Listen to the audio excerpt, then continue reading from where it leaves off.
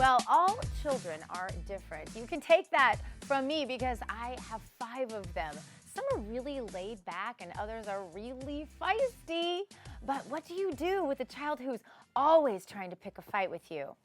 Well, the #1 Yelp rated child and family counselor in San Diego, that is Mark Spurlock, is here to help us. Mark, we need help because I tell you, one of the things that happens with me, how does this always end up just being a counseling session for me? I don't know. But one of the things that happens with me so often is that I am at this, because we're parents, we're at the same time mesmerized with our child's capabilities in confrontational situations. I'm sitting there going, that was a brilliant argument. That was a brilliant comeback. And at the same time going, who do you think you are? It's like this, we're having such a mix of emotions. It's not a normal conversation with our children. There are emotional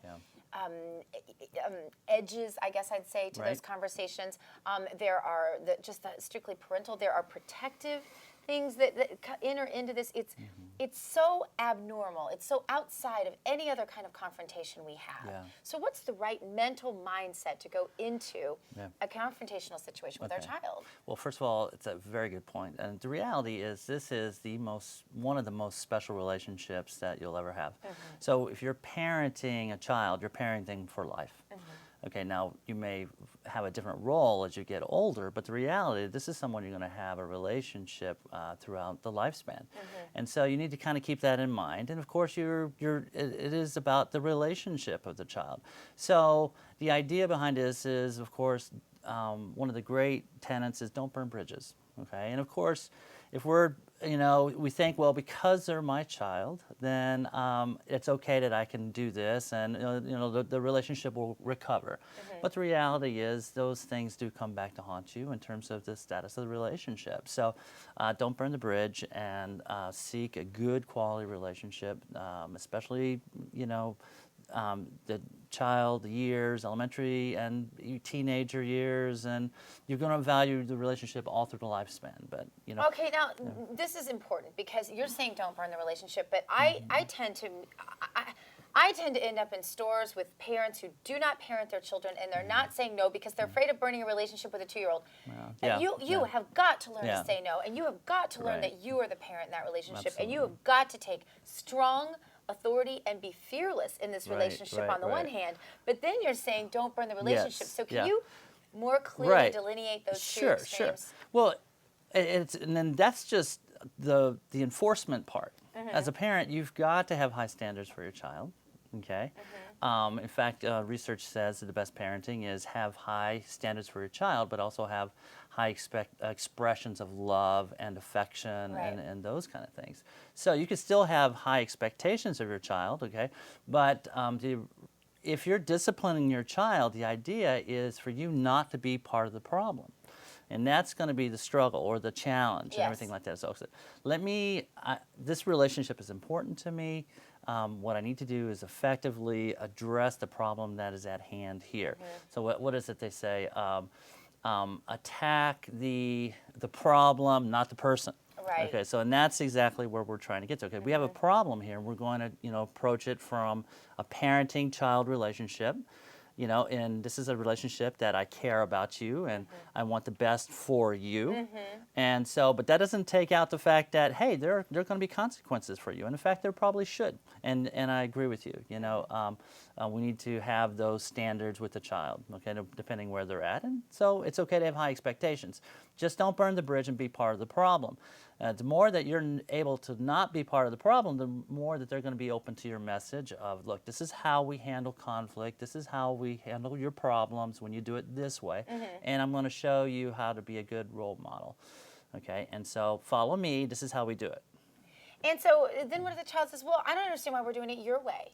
I mean, how important is that moral warehouse that you can go, that you have a place that you say, this is our foundation? How important is that foundation in today's world? Because what makes you the authority? Well, I'm still your parent, okay, and these are the house rules, and we're going to operate on these operations or these principles, and there's no surprises here. So hopefully these these standards, these rules are not changing on a daily basis.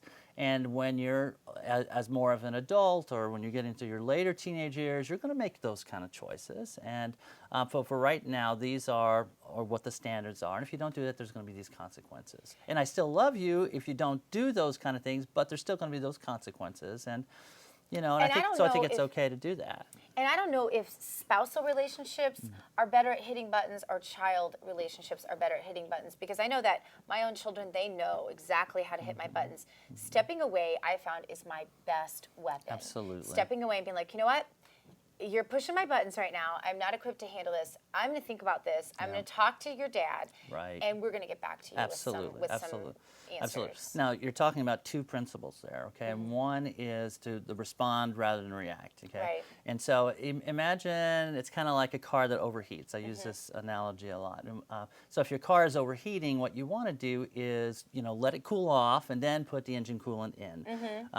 You don't want to just leave the car there overnight, or for weeks on end, and you come back and you have no car. No car. Okay, yeah. So exactly. So cool off so you can get into the right state of mind. Right. And if you have a parent, okay, a co-parent, such as your husband and everything like that, that's another thing you want to look at too. Is a united front, a parenting approach. So important. Absolutely. So undervalued in our culture today. Yeah, you gotta do that. If you can do that, that's going to be better for you, because you're just going to have more support. Well, and long term for the child as well. Yep. There are some gender issues here that I've noticed in my own family. I have 2 girls at the top, 3 boys at the bottom. I've noticed that my boys, they won't hurt me. They just won't hurt me. They won't confront me. They don't push my buttons. My girls will.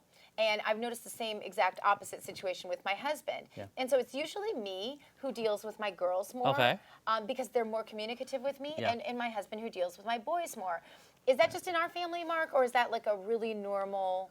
I think it's going to vary from family to family. Okay. What I have learned in terms of principles is what I call the 2 C's in parenting. Okay. There's consequences and conversations, and we want to have a little bit of both in each of those. What I have found out is that girls respond better to the conversations, okay, and boys respond better to the consequences. So I think, so inherently I think that men who parent boys understand that, and they may, women may say, well, he's being so hard on him, and really there's sort of an intuitive understanding there that no, he's going to respond better to some of those consequences. Now, on the other hand, if you have somebody who's really, really ultra sensitive and everything else like that, there's going to be variations from that. Yeah. So you want to just kind of take a look at that and see how does the child respond? Are they responding to consequence, or are they responding to conversation better? That is really interesting. And you need to evaluate that child by child, because there's no good rule for all children straight across the board. So this really has to be something that the parents talk about. How important is it, especially on big issues like, when are you going to start dating? When are you going to get a car? Those big, monumental things. Right. When are you going to get a phone? That's a big one. Even access to the internet. That's a big one. Absolutely. So for those kinds of conversations, Mark, how important is it that the parents meet ahead of time and have a strategy developed that they are, as you mentioned, a united front on before talking to the child? Absolutely. And what I would say in that is, when you're talking about those big type of issues, you want to have all that stuff worked out the best you can, sooner the better, so everybody knows what the expectation is. So if you're going to drive at 16, what is the protocol for who's going to get a car, or what are the rules and regulations for dating and all of those kind of things? What about internet? And so it doesn't become reactive in terms of, well, I feel like this with you, and so therefore you don't get any internet versus the other child. So the more you have it structured and everything else, then the better. No, I said that's ideal. That's ideal. Okay, but I hear you. But I really do think that that's, with my children, I always say, you know what, that's up to you.